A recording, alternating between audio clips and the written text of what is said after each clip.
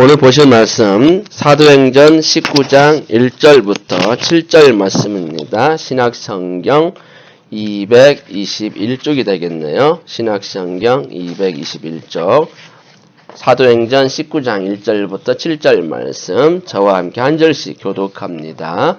제가 먼저 읽겠습니다. 아볼로가 고린도에 있을 때에 바울이 윗지방으로 다녀 에베소에 와서 어떤 제자들을 만나 이르되 너희가 믿을 때 성령을 받았느냐 이르되 아니라 우리는 성령의 계심도 듣지 못하였노라.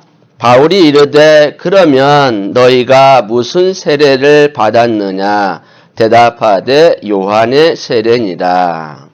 바울이 이르되 요한이 회개의 세례를 베풀며 백성에게 말하되 내게에 오시는 이를 믿으라 하였으니 이는 곧 예수라 하거늘. 그들이 듣고 주 예수의 이름으로 세례를 받으니 바울이 그들에게 안수하매 성령이 그들에게 임하심으로 방언도 하고 예언도 하니. 7절 같이 읽습니다. 모두 12사람쯤 되니라. 아멘.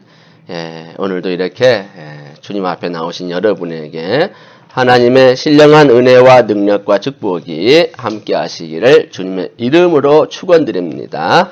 자, 오늘은 사도행전 19장 1절부터 7절까지의 말씀을 가지고 성령을 받아야 합니다. 이런 제목으로 함께 은혜를 나누고자 합니다. 성령을 받아야 한다는 거죠. 이 말씀을 생각하시면서 말씀 듣기를 원합니다.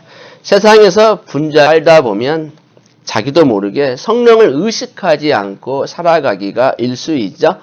그래서 교회에서는 해마다요 성령 강림주의를 이렇게 교회력으로 만들어 가지고 성령님과의 친밀도를 확인하게 하는 거죠. 그래서 오늘이 바로 무슨 주일이냐면 그 다음 사진 보시면 성령 강림주일 돼 있죠? 2017년 성령 강림주일이다. 성령 강림주일이다. 이렇게 우리가 항상 아시고 부활절이 지나고 50일째 되는 날이 성령 강림주일이구나. 이렇게 아시면 되겠어요. 그래서 그 다음 그림 보시면 자, 성령 강림주일은 다른 말로 오순절이라 그래요. 왜 오순절이죠?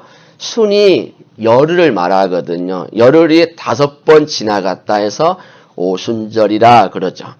그러면 성령님이 어떤 분인가를 먼저 아셔야 되겠죠? 성령님은 하나님이신데 하나님은 성부 하나님, 성자 예수님, 성령님 이렇게 삼위일체의 하나님이시다 그랬어요. 한문으로 쓰면 삼위일체 이렇게 되어 있어요. 자, 이것은 굉장히 신비인데요. 성령이 그 가운데 삼위로서 하나님이신데 그림을 보시면 이렇게 이해하시면 돼요. 자, 저 오른손이잖아요. 그건 성부 하나님을 상징하고 여기는 예수님, 저쪽 비둘기 모양은 성령님을 상징하는데요. 자, 성령님이 3등이라는 뜻이 아니고 3위라는 것이로서 그냥 구별하기 위해서 제1위는 성부, 제2위는 성자, 제3위는 성령 그렇게 그냥 구분만 한 것뿐이죠. 그러니까 그림을 보시면 자, 성부 하나님도 하나님, 성자 예수님도 하나님, 성령님도 하나님이시지만 성부 하나님이 성자 예수님은 아니고 성자 예수님이 성령 하나님도 아니다 이 말이에요. 그림이 이렇게 이해를 하시면 되겠어요. 그러니까 삼위일체 그림은 이렇게 이해를 하면 그렇구나. 성부, 성자, 성령은 하나님이시지만 그러나 서로는 같지 않은 거죠. 그렇기 때문에 지위도 동등하고 본질도 동일하지만 구별하기 위해서 1위는 성부, 2위는 성자, 3위는 성령 그렇게 부를 뿐이라는 거죠. 이것은요 인간의 머리로 이해할 수가 없어요. 너무너무 신비스러운 것인데 중요한 것은 성경은 하나님을 삼위일체 하나님으로 소개하고 있습니다. 그러니까 우리는 그냥 믿음으로 받아들이는 것이죠. 그리고 성령을 가리켜서 또 다른 보혜사라고 나와 있죠. 오늘 말씀 보시면 나와 있잖아요. 그 다음 보실까요? 그 다음 말씀 보시면 요한복음 14장 16절이 십자가 지시기 전날 밤에 예수님이 제자들에게 하신 말씀이죠. 내가 아버지께 구하겠으니 그가 또 다른 보혜사를 너희에게 주사 영원토록 너희와 함께 있게 하리니 그랬죠. 자, 예수님이 승천하신 다음에 하나님 아버지께 구해가지고 성령을 우리에게 보내주시겠다 이 말이죠. 성령을. 그래서 성령의 이름이 뭐죠? 또 다른 보혜사 그랬죠. 그러니까 보혜사란 뜻이 뭐냐면 그 다음 보실까요? 자, 보혜사 뜻이 뭡니까? 한문으로 해석을 하면 곁에서 도와주시는 분이 보혜사다 이 말이에요. 우리 곁에서 도와주시는 분. 그래서 예수님이 이 땅에 오셨을 때 제자들과 함께 하시면서 보혜사로 제자들을 도와주셨어요. 그러니까 예수님도 보혜사입니다. 그래서 예수님을 뭐라고 지칭하냐면 원보혜사, 원래 보혜사고 성령님은 제2의 보혜사. 그래서 성경에 보니까 또 다른 보혜사 그렇게 표시가 돼 있죠. 또 다른 보혜사라는 건 뭐죠? 원래 보혜사가 있다는 말이잖아요. 그 원래 보혜사가 누구죠? 예수님이라는 거예요. 그래서 보혜사는 곁에서 도와주시는 분인데 원보혜사는 예수님, 제2의 보혜사는 성령님 이렇게 이해를 하시면 되겠습니다. 그리고 예수님이 부활하신 후 며칠째 성령이 강림했냐면 50일째. 그래서 오순절 이렇게 지칭한다고 그랬어요. 그런데 흔히 많은 사람들이 생각하기를 우리가 행복하게 살려면 세상이 달라져야 한다. 그렇게 말들 하죠. 예. 자신을 둘러싸고 있는 환경 조건이 달라지면 행복은 저절로 오는 거 아닌가 그렇게 생각을 하죠. 예. 얼핏 보면 맞는 말 같은데 깊이 생각해 보면 반쪽만 맞아요. 반쪽 진리다 이 말이죠. 왜냐하면 사람이 달라지지 않으면 세상은 절대로 달라지지 않습니다. 또 설령 달라진다 할지라도 별 볼 일이 없다 이 말이죠. 왜 그럴까요? 자, 오늘날 물질 문명이 증명하고 있는데 세상은 예전보다 풍요롭고 좋아졌지만 행복합니까? 행복은 갈수록 요연해져가만 있어요. 이유는 뭐냐면 사람이 달라지지 않기 때문에 행복과는 거리가 멀다는 거죠. 오히려 달라진다 할지라도 좋은 모습으로 달라지면 좋겠는데 나쁜 쪽으로 달라진다는 거예요.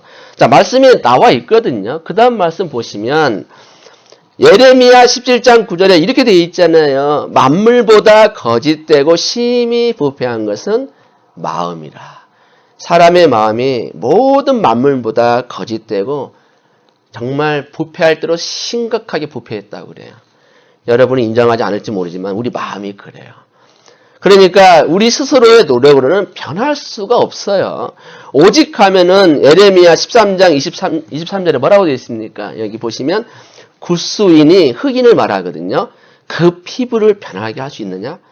또 표범이 동물이잖아요. 표범이 그 반점을 변할 수 있느냐? 이 말은 무슨 말이냐면 아무리 인간의 노력으로 피부가 흑인이 백인 되고 표범이 반점을 없앨 수 없다는 거죠. 그러니까 인간도 변화될 수가 없어요. 자기 스스로 결심한다고 노력한다고 변화되나요? 우리 흔히 하는 말이 뭐죠? 작심삼일. 그러니까 3일은 잘 되는데 3일 지나면 언제 그랬냐는 식으로 도루묵이 되는 거죠. 그러니까 그럴 때마다 우리 자신을 바라보면 어떤 마음이 들어요? 자신이 처량하고 미워지는 거죠. 저도 그런 경험이 있고 여러분도 있을 거예요. 그런데요, 이 작심삼일이 안 되는 것처럼 우리가 뭔가를 해보려고 하는데 안 된다는 말이죠. 지식으로 가능할까요? 조금은 가능하지만 역시 근본적인 변화는 가져다 줄 수가 없다는 거예요. 그 다음 그림 보시면 그림 봅시다. 자, 이게 보시면 이 죄의 본성은 말이죠. 교육을 한다고 또는 지식을 한다고 완전하게 변화가 안 된다는 거죠. 어느 정도는 조금 변화는 가능하지만 사람은 변하지가 않아요. 그러니까 이상하게도요. 지금 고학력 시대죠. 박사들이 어마어마하게 많습니다. 뭐 석사, 학사는 말할 것도 없고요. 박사도요. 지금요. 정체를 겪고 있어서 취업이 안 돼요. 박사학위를 따도. 그 정도로 고학력 시대인데도 범죄는 줄어들질 않아요. 요 얼마 전에도 자기 아내를 교통사고로 죽인 사람들 보면 다 의사들이 다 박사 아닙니까? 그런데도 살인죄를 범하고 있어요. 그것도 아주 치졸한 방법으로. 그만큼 문명 지수가 높을수록 범죄 지수도 높아지고 있다는 것이죠. 그러면 법이나 공권력도 인간 자체를 변화시킬 수 있을까요? 어느 정도는 변화시킬 수는 있지만 변화가 안 돼요. 자, 그 예를 들자면 감옥에 죄수를 가둔다고 그 사람이 출소할 때 변화돼서 나옵니까? 물론 그런 사람도 있긴 있는데 대부분이 그대로 또다시 죄를 범하더라고요. 출소한 지 열도 안 돼서 또 범죄해가지고 또 교도소 가고. 그런 사람들이 대부분이에요, 대부분.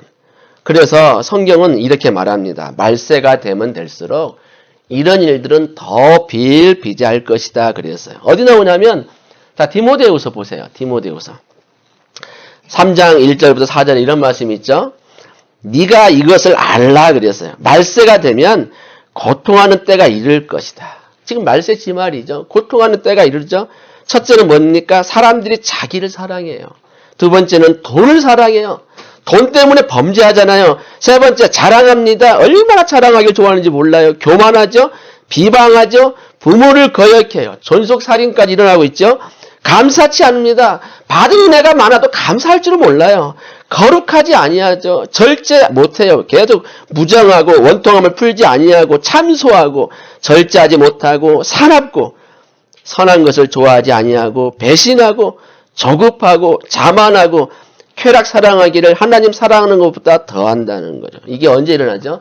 말세 지말에 사람들의 특징이에요. 그러니 얼마나 참 세상이 얼마나 착박합니까? 예, 아주 말 그대로 소망이 없는 거죠. 그래서 이 예언의 말씀대로 앞으로 인간성은 더욱 악해져 가고요. 인간은 점점 불행해질 수밖에 없어요. 그렇다면 과연 인간은 영영 변화될 수 없는 구제불능인가? 그럴 것 같으면 뭐하러 설교합니까? 그러지 않죠. 방법이 있다는 겁니다. 뭘까요? 하나님의 능력이 임하면 사람이 변할 수가 있다는 거죠. 자, 그 증거가 어디 나온지 아십니까? 그 다음 말씀 보시면 나오죠?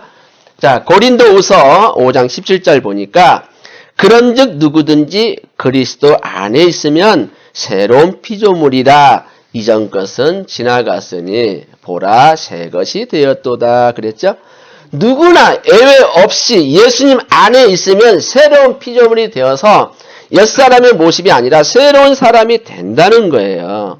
그러니까 하나님이 그렇게 역사를 해요. 예수 안에 들어가 있어요. 예수 안에.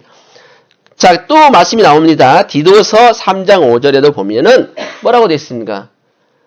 예, 디도서 3장 5절.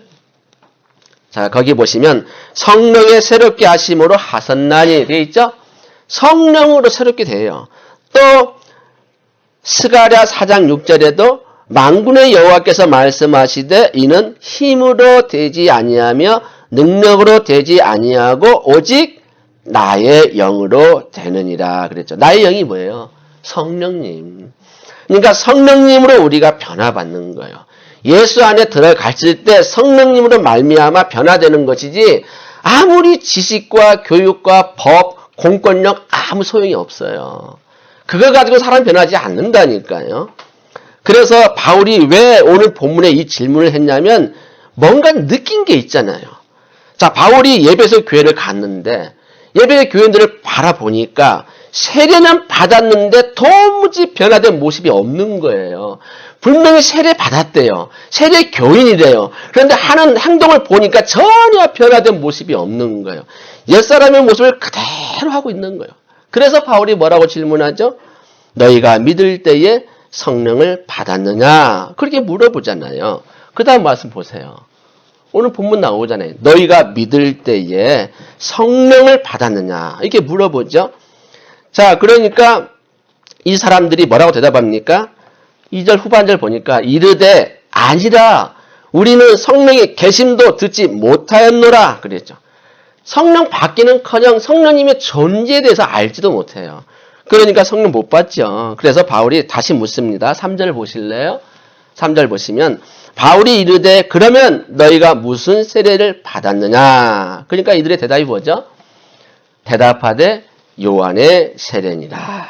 그러니까 요한의 세례는 받았지만 예수님의 세례를 못 받은 거죠. 그래서 바울은 그들에게 이렇게 말합니다. 4절을 보실래요? 4절을 보시면 이렇게 되어 있습니다. 바울이 이르되 요한이 회개의 세례를 베풀며 백성에게 말하되 내 뒤에 오시는 이를 믿으라 하였으니 이는 곧 예수라 하거늘. 그러니까 세례 요한이 뭐라고 말했냐면 내 뒤에 오시는 이 곧 예수님을 믿으라는 거죠. 그게 진정한 세례가 된다는 거죠. 그래서 이 말을 들은 에베소 교인들은 예수님의 이름으로 세례를 다시 받잖아요. 5절 보실래요? 5절. 그들이 듣고 주 예수의 이름으로 세례를 받으니. 그러니까 그전에는 요한의 세례만 받았다가 이번에 바울을 통해서 예수님의 이름으로 세례를 받습니다. 그래서 안수가 뭐냐면 머리에 손을 얹고 기도하는 걸 안수라 그러죠. 안수를 하는데 놀랍게도 성령님이 임했어요. 어떻게 됐습니까? 6절을 보시면 바울이 그들에게 안수하며 성령이 그들에게 임하심으로 방언도 하고 예언도 하니 7절 모두 12사람쯤 되니라 그랬죠. 한 12명 정도가 안수를 받자마자 성령이 임해서 방언이 열리고 예언이 열렸어요. 그러니까요, 방언과 예언이 열리는 건 이상한 게 아니에요. 당연한 거예요. 성령을 받으면 하나님이 입을 열어줘요. 하나님의 천국 방언이 열리고 예언도 열리게 돼 있어요. 그런데요, 이 이전의 사건은 어떤 일이 있었냐면 사도행전 8장에 보니까 빌립 집사가 이제 그 스데반 집사 핍박 이후로 순교 이후로 핍박이 일어나서 다 뿔뿔이 흩어졌잖아요. 그런데 7명 집사 중에 한 사람이 빌립 집사잖아요. 이분이 사마리아 내려가서 복음을 전하는데 얼마나 이분도 성령 충만한지 많은 사람이 빌립의 가르침을 받고 기적을 보면서 예수님을 믿게 되었어요. 심지어는 많은 귀신들이 막 소리 지르고 나가고 중풍병자가 걷게 되고 그러니까 사마리아 성에 기쁨이 넘쳤죠. 그래서 많은 성도들에게 세례를 베풀었거든요. 자, 이 소식을 들은 예루살렘 총회에서 베드로와 요한을 파송을 합니다. 그런데요, 베드로와 요한이 가서 보니까 물 세례는 받았는데 성령을 받지 못한 거죠. 여러분도 세례 받을 때 물 세례 받잖아요. 침례교회는 이제 아예 그냥 물에 들어가는 거지만 장로교회는 이렇게 접시에 물을 해서 머리에 이렇게 적시는 건데요. 그 물세례는 받았지만 성령을 받지 못했어요. 그래서 베드로와 요한이 그들에게 성령 받기를 묻고 안수해서 기도했더니 놀랍게도 성령을 받았어요. 어디 나오냐면 그 다음 말씀 볼까요? 사도행전 8장 14절부터 17절 보니까 예루살렘에 있는 사도들이 사마리아도 하나님의 말씀을 받았다함을 듣고 베드로와 요한을 보내매 그들이 내려가서 그들을 위하여 성령 받기를 기도하니 이는 아직 한 사람에게도 성령 내리신 일이 없고 오직 주 예수의 이름으로 세례만 받을 뿐이더라. 두 사도가 그들에게 안수하며 성령을 받는지라 그랬죠. 그러니까 우리가요 다 성령 받아야 돼요. 물세례만 받으면 안 되고 성령 세례까지 받아야 돼요. 물과 성령으로 거듭나야 된다고 예수님이 그랬죠. 물세례는 받지만 성령 세례 못 받은 사람이 대부분이에요. 물세례는 받았는데 성령 세례 못 받았어요. 그러니까 뭐 중요한 건 성령이죠. 성령을 안 받으면요 속 사람이 안 변해요. 그러니까 여러분 주변 사람 보세요. 세례는 받았는데 여전히 옛날 모습 그대로 하는 사람 있죠. 왜 그런지 아세요? 속 사람이 안 변해서 그래요. 다시 말해서 성령 세례 못 받으면 자신의 그 모습이 그대로 드러나게 돼 있어요. 안 고쳐지는 거예요. 안 고쳐져요. 그러니까 지금 바울이 에베소 교인들에게 너희가 믿을 때에 성령을 받았느냐 이렇게 물어보는 이유가 있다는 거죠. 여러분 미국을요 성령 충만한 세상으로 만들었던 부흥사 있죠? 그 다음 보시면 찰스 피니 목사님은 미국에서 굉장히 유명한 부흥사죠. 이미 오래된 사람이잖아요. 1700년도에 활동했던 1800년도에 걸쳐서 활동했던 분인데 근데 이분이 이렇게 말씀을 했어요. 죄인들이 회개하지 않은 것이 죄가 되듯이 성도가 성령으로 충만하지 않는 것도 죄다 그랬어요. 그러니까 여러분, 죄가 범주가 크죠? 성령 충만하지 않는 것도 죄예요. 우리가 이 사실을 깨달으면 성령 충만하려고 노력을 해야 되지 않겠습니까? 성령을 받지 못하면요, 순종도 할 수가 없고 충성할 수도 없고 말씀대로 살지를 못해요. 노력한다고 되는 게 아니고 성령에 임해야 되는 거죠. 반드시 성령을 받으면요, 성령님은 내 안에서 강하게 역사하기 때문에 말씀을 사모하게 되고 지키게 되고 애습성을 과감하게 버리게 돼요. 그런데 성령 받지 못하면 여전히 자기 고집만 피우게 돼요. 자기 생각을 앞세우고 하나님 말씀보다 자기 생각이 먼저고 항상 자기 경험이 먼저고 자기 학식이 먼저가 되는 거죠. 말씀을 안 받아들여요. 받아들여도 그때뿐이에요. 그냥 나는 내 방식대로 갈 거야. My way. 내 방식대로 갈 거야. 당신이 그렇게 말해도 난 내 방식대로 갈 거야. 그러니까 변화가 없는 거예요.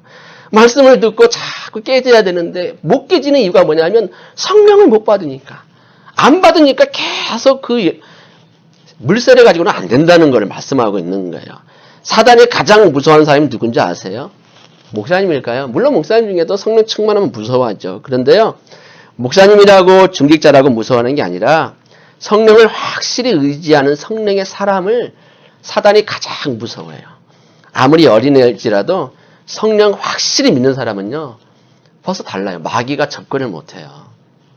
그래서 성령과 성도는요, 불가분의 관계죠. 자, 로마서 8장 8절 보실까요? 자, 여기 보시면 누구든지 그리스도의 영이 없으면 그리스도의 사람이 아니라 그랬죠? 예. 그리스도의 영이 뭡니까? 성령 아닙니까? 성령이 그 안에 없으면 크리스찬이 아니라니까요. 그건 가짜예요, 가짜. 그 다음에 고린도전서 12장 3절에도 뭐라고 했어요? 성령으로 아니하고는 누구든지 예수를 주시라 할 수 없느니라. 그러니까 예수님을 주님으로 영접 못하는 이유는 뭐냐면 성령이 없기 때문에 그래요. 그러니까 하나님 계신 거 믿습니까? 하더니 잘 모르겠어요. 그런 것도 아직 성령이 임하지 못해서 그래요. 성령이 확실히 임하면요, 하나님이 계신 걸 확실히 믿게 되고 천국과 지옥이 있는 것도 확실히 믿게 되고 예수님이 나를 위해서 돌아가는 것도 확실히 믿게 돼요. 근데 성령이 임하지 않았기 때문에 예수님을 주님이라고 고백을 못하는 거죠. 천국이 있는 거 믿습니까? 글쎄요. 죽어봐야 알죠. 그게 다 뭐냐면 아직 성령을 임하지 못해서 그래요. 그러니까요, 성령이 임해야 진짜 그리스도인이 된다는 겁니다. 여러분, 로마서 8장 9절부터 12절에 보면은, 자, 육신을 따르는 사람이 나오죠. 이게 뭐냐면 성령 받지 못한 사람은 육신의 일을 늘 생각을 해요. 어떻게 하면 내가 돈 잘 벌고 잘 살까? 어떻게 하면 화려한 저택을 짓고 정말 떵떵거리 한번 살아볼까? 그러나 영을 따르는 사람은 영의 일을 생각해. 항상 머릿속에 어떻게 하면 내가 주님께 영광스러운 삶을 살까? 생각 자체가 달라요. 항상 어떻게 하면 주님을 위해서 영광스럽게 살까? 이런 사람이 있는가 하면 어떻게 하면 좋은 데 여행 가서 잘 먹고 맛있는 거 먹고 돈방석에 한번 앉아볼까? 그런 사람이 있다 이 말이에요. 육신의 생각은 사망이라고 했죠? 그러나 영의 생각은 생명을 주고 평안을 준다 그랬습니다. 육신의 생각은 하나님과 원수가 돼요. 그래서 하나님의 법에 굴복하지 아니할 뿐만 아니라 할 수도 없어요. 육신의 생각을 가진 사람은요, 말씀에 복종할 수가 없다니까. 안 돼요, 안 돼. 내가 하려고도 안 된단 말이에요. 그래서 육신에 있는 사람들은 하나님을 기쁘시게 할 수 없어요. 히브리서에도 믿음이 없이는 하나님을 기쁘시게 할 수 없다 그랬지만 육신에 속한 사람도 하나님을 기쁘게 할 수 없어요. 성령 받지 않고는 하나님을 기쁘시게 할 수가 없어요. 왜요? 머릿속에 항상 어떤 생각이 있어요? 자기를 위한 생각이잖아요. 어떻게 하면 맛있는 거 먹고, 어떻게 하면 좋은 집에서 살고, 어떻게 하면 내가 떵떵거리면 살고, 어떻게 하면 내가 출세할까? 맨 거기에 대한 생각밖에 없어요. 어떻게 하면 하나님을 위해서 살까? 어떻게 하면 하나님의 영광을 위해서 살까? 이런 생각이 없다 이 말이에요. 그래서 육신의 생각은 하나님과 원수가 되고 하나님을 기뻐할 수가 없어요. 그리고 하나님 나라를 유업으로 받을 수도 없어요. 그렇기 때문에 내가 성령 받았는가 못 받았는가는 삼자가 아닌 게 아니라 본인이 더 잘 알아요. 아, 내가 성령 받았구나 안 받았구나는 본인이 더 잘 알아요. 그렇기 때문에 성령 받으면요, 변화된 모습이 나오게 돼 있어요. 우리 교회는 비록 작지만 사람들이 변화되는 걸 이제 보죠. 제가 예배 안 빠지잖아요. 첫째는. 그리고 주님 앞에 도시락도 열심히 싸시고, 아주 봉사도 열심히 하시고, 그런 거 보면 그게 이제 성령 받은 증거예요. 하나씩 하나씩 변화되는 모습이죠. 그러니까 지금 사도 바울도 예배소 교회를 가봤는데 세례를 받았다고 하지만 변화된 모습들이 없으니까 너희가 믿을 때에 성령을 받았느냐? 이렇게 물어보는 거예요. 여러분, 우리 사진 하나 볼까요? 이 사진을 보시면 저기 화살표 있는 데가 원래가 그거 공터가 아니에요. 거기가 원래 여기가요. 저 북쪽이잖아요. 거기가 원래 육지예요, 육지. 근데 새카맣게 나와 있죠? 왜 그러냐면 1977년 7월 13일 날 뉴욕시에 그 일대 전체가요. 25시간 동안 정전사고가 발생했대요. 근데 그때뿐만 아니라 2003년도에도 생겼더라고요.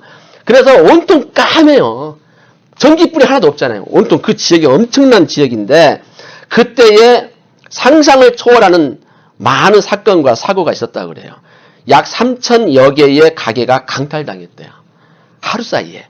무려 20억 달러의 재산 피해가 났고요. 4,800여 명이 약탈자가 돼가지고 그냥 가게를 다 휩쓸어 버린 거예요. 야, 이때다 싶어가지고. 경찰도요, 200여 명이 부상을 입었다고 그래요. 그리고 무려 방화가 75개 지역에서 방화가 일어나고요.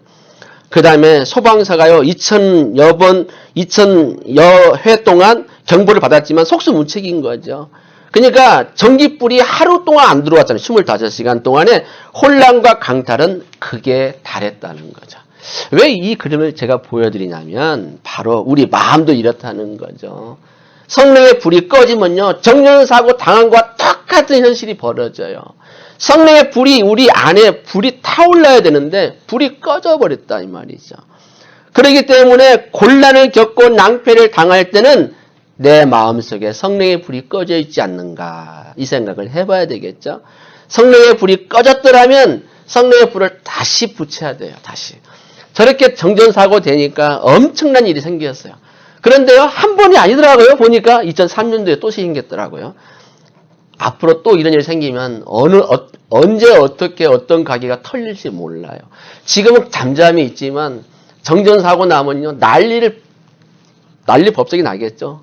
그 잠잠히 있던 사람들이 갑자기 포악자가 되는 거죠. 그래서 요한복음 16장 7절을 보시면 이런 말씀이 나옵니다. 내가 너희에게 실상을 말하노니 내가 떠나가는 것이 너희에게 유익이다. 예수님이 제자들이 하신 말씀이죠. 내가 떠나가지 아니하면 보혜사가 너희에게로 오시지 아니할 것이요 가면 내가 그를 너희에게로 보내리니. 지금 예수님이 떠나시면서 내가 가야 너희에게 유익이 돼. 근데 왜 이렇게 말씀했을까요? 성령님이 우리 안에 내주하게 되기 때문에 그래요. 성령님이 우리 안에 내주한다는 것은 우리를 도와주겠다는 거죠. 아까 뭐라고 그랬어요? 보혜사가 뭐죠? 곁에서 도와주시는 분. 그러니까 성령님이 우리를 도와줘요. 근데 우리 어떤 점을 도와줄까요? 우리는 연약하죠. 저부터 연약해요. 그냥 주님 앞에 바르게 살려고 노력해도 저도 연약해서 많이 넘어져요. 그럼 여러분도 많이 넘어지시겠죠. 그러니까 연약함을 우리 성령님이 도와주시거든요. 근데 성령님의 도우심을 받기 위해서는 어떻게 해야 될까요? 일단은 성령님이 내 안에 계신 걸 믿어야 돼요. 여러분 성령님이 내 안에 계신 걸 믿습니까? 여러분 스스로에게 여러분이 물어보세요. 지금 내 안에 성령님이 계신가 안 계신가는 여러분이 아실 거예요.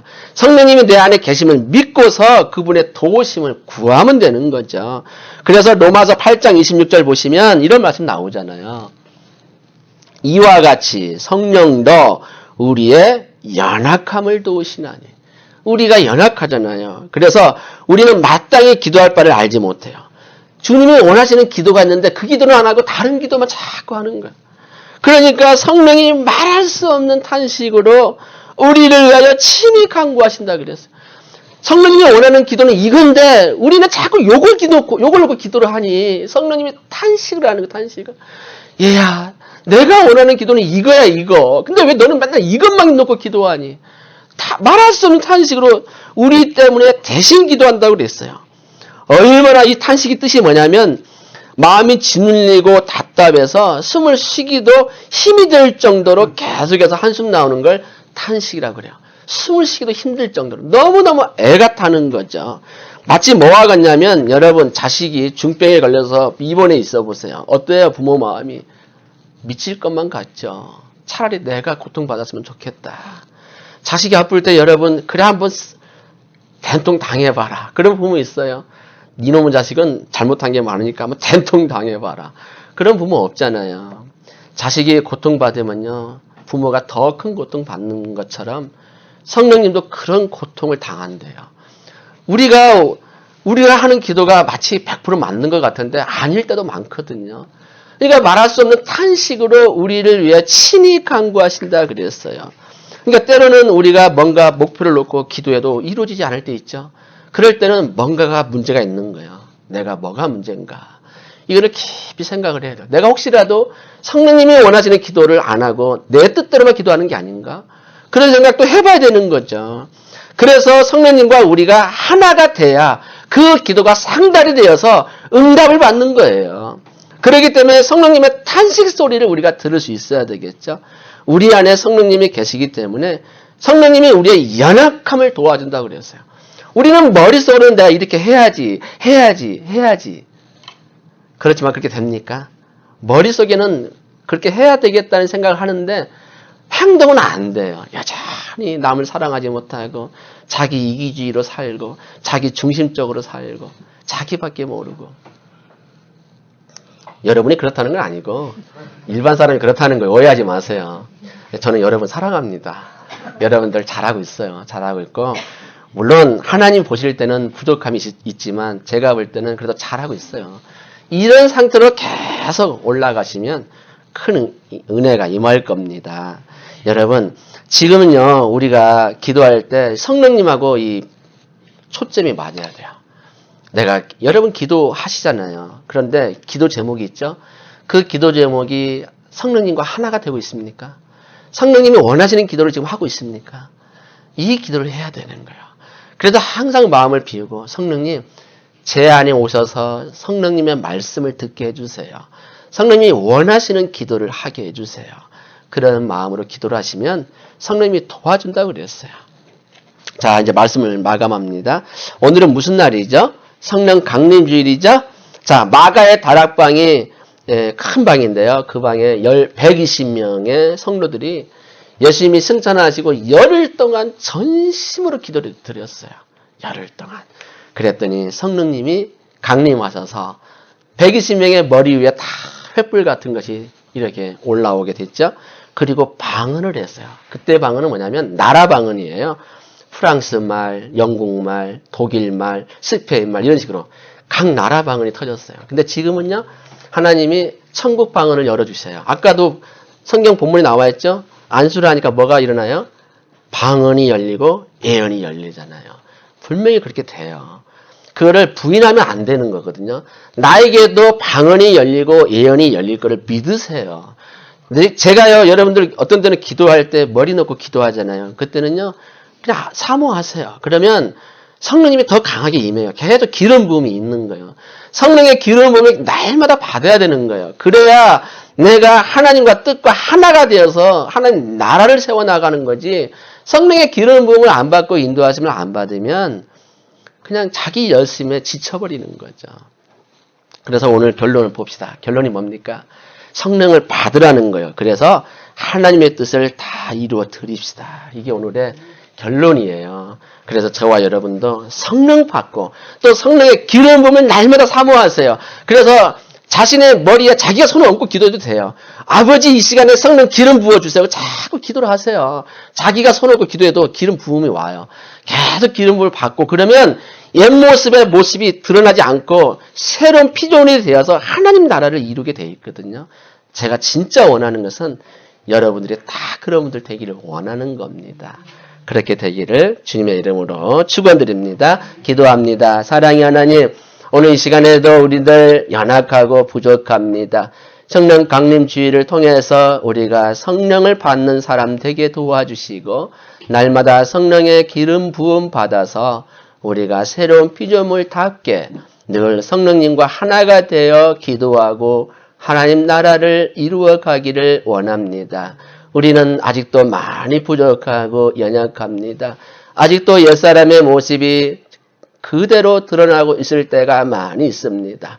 그럴 때마다 우리를 늘 말씀으로 쳐서 복종시키므로 우리가 성령 능력에 받고 날마다 주님의 믿음의 사람답게 살기를 원합니다. 그래서 성령님과 우리의 기도가 하나가 되게 도와주시고 성령님이 원하시는 그러한 일을 우리가 잘 감당해 나갈 수 있도록 은혜를 더하여 주옵소서. 오늘도 성령님의 은혜가 풍성히 임할 줄 믿고 감사드리며 사랑이 많으신 예수님의 이름으로 기도합니다. 아멘. 네.